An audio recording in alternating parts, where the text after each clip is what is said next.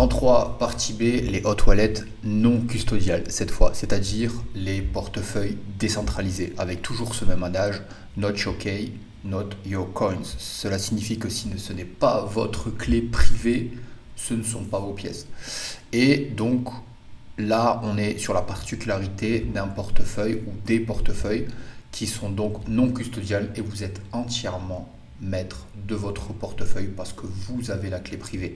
Par contre, dès que vous la partagez avec quelqu'un ou si cette clé privée fuite, quelque personne que ce soit qui a votre clé privée devient elle aussi maître de votre portefeuille et votre portefeuille devient donc vulnérable.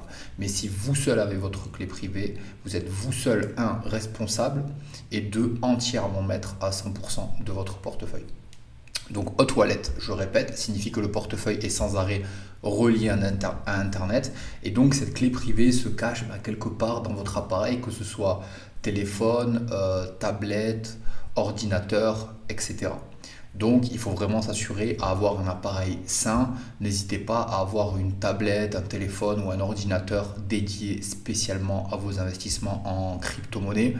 Après, on sait dans le milieu qu'il y a beaucoup moins de virus sur toutes les interfaces type Linux, Ubuntu et Apple.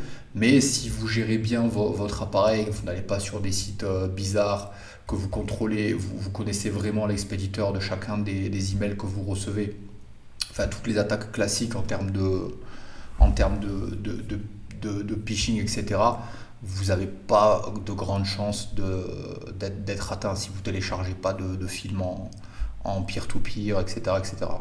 En d'autres termes, vous utilisez votre appareil spécialement pour ce qui concerne la crypto-monnaie, à savoir se connecter sur les sites officiels de Binance, Coinbase, CoinGecko pour avoir les infos, etc. etc. Ça, c'était pour la parenthèse d'avoir un appareil avec un environnement sain et un appareil sain en lui-même. Alors les différentes applications pour les portefeuilles type non custodial, j'aime beaucoup le Trust Wallet. Il est développé par Binance, mais il est différent de Binance. Alors sur la partie juste avant, j'ai bien précisé que je n'aimais pas trop la partie Web3 qui fait partie de l'application Binance centralisée. Mais j'aime beaucoup le Trust Wallet. Pourquoi? Parce qu'il va prendre en charge beaucoup de types de blockchain. Parce qu'il y a des blockchains qui prennent des langages de programmation différents. Par exemple, tout ce qui est EVM, ça va fonctionner en Solidity. Solana fonctionne en Rust. Après, on a tout l'écosystème Cosmos qui fonctionne encore différemment. Et le Trust Wallet, par exemple, prend en charge ces trois types de blockchain et plus encore, notamment tout ce qui est Polkadot et va certainement continuer à évoluer et ça permet aussi de passer au niveau 2 dans la crypto-monnaie de tout ce qui est finance décentralisée puisque depuis votre portefeuille vous pouvez accéder à des applications de finance décentralisée. Donc ça, ce qui est le deuxième volet de la formation, tout ce qui est DeFi et comment se construire un revenu passif. Ensuite, j'aime beaucoup Rabi, R-A-2-B-Y.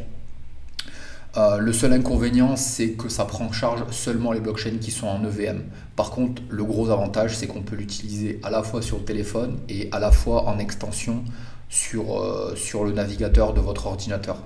Donc c'est très confortable. Je l'utilise moi-même. Il est apparu après des portefeuilles comme MetaMask, etc. Mais Rabi, vraiment très confortable à la fois sur le téléphone et à la fois sur l'ordinateur. Et on peut le synchroniser avec un cold wallet qu'on verra dans la partie C. Ensuite, Kepler, qui est vraiment propre à l'écosystème Cosmos, même si depuis récemment, on peut intégrer des blockchains type EVM. Donc quand je dis type EVM, ça veut dire Ethereum Virtual Machine. Mais ça a été construit et développé spécialement pour tout ce qui concerne l'écosystème Cosmos et Osmosis. Et là aussi, j'aime beaucoup parce qu'on peut l'avoir à la fois sur le téléphone et à la fois sur l'ordinateur. Alors attention, c'est pas parce que vous choisissez un portefeuille que vous pouvez pas en avoir un deuxième, un troisième. Moi, par exemple, à titre personnel, je dois avoir au moins 10 portefeuilles différents, mais je me sens à l'aise, moi, pour manager mes différentes phrases de récupération et donc mes clés privées. Et ensuite, un dernier portefeuille que je peux vous recommander, le Wallet of Satoshi, qui est spécialement pour manager et gérer le Bitcoin sur le Lightning Network. Voilà, comme je l'ai marqué ici dans la diapositive, pour payer en Bitcoin depuis le Lightning Network. C'est vraiment intéressant pour les commerçants qui acceptent les paiements sur le Lightning Network, ou vous-même, hein, si vous voulez investir que 5 euros ou 2 euros sur du BTC, bah, c'est mieux d'avoir un wallet of Satoshi et d'avoir des transferts, des frais de transfert quasiment gratuits sur le Lightning Network. Alors l'avantage de ceci, c'est que c'est pseudonyme et donc anonyme si vous ne faites pas de vérification d'identité avec quelconque plateforme centralisée. Donc c'est ouvert à tous. Aucune censure, etc. N'importe qui, à partir du moment où vous avez un appareil, téléphone, tablette, ordinateur, vous pouvez télécharger ceci, excepté le wallet of Satoshi, pardon, qui est que sur les téléphones. Donc c'est pseudonyme, anonyme et donc non censurable et donc ouvert à tous, il n'y a absolument pas de discrimination. Les frais de transaction quand vous envoyez d'un portefeuille non custodial sont beaucoup plus moindres que ce que va vous prendre une plateforme centralisée parce que là du coup il n'y a pas de commission et vous restez maître de vos actifs à travers la régulation, les fermetures de sites, etc. etc. Tant que vous avez votre application avec votre appareil, vous êtes maître de votre portefeuille, bien sûr avec votre clé privée.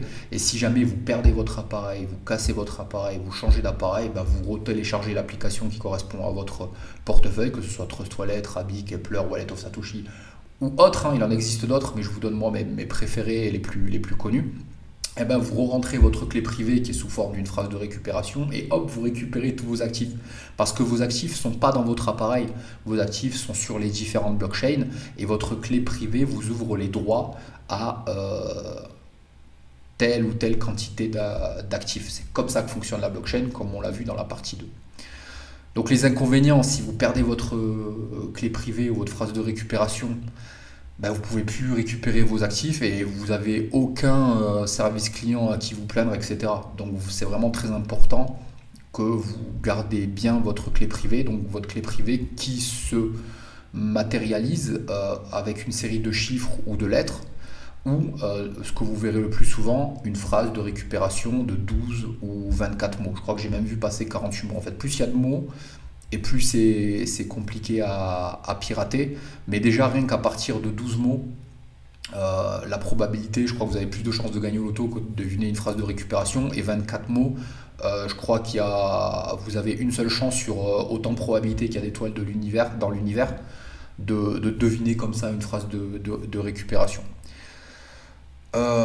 Et ensuite, si jamais vous voulez, l'inconvénient, si jamais vous voulez passer de monnaie fiat, donc fiat, je répète, tout ce qui est euro, dollar, peso, etc., si vous voulez passer de vos monnaies fiat vers la crypto-monnaie, bah, c'est un petit peu plus technique. Vous allez devoir passer par un broker ou alors avoir en parallèle aussi un compte sur une plateforme centralisée qui accepte les dépôts en euros, acheter vos bitcoins et vos bitcoins ensuite vous les rapatriez sur votre portefeuille non custodial.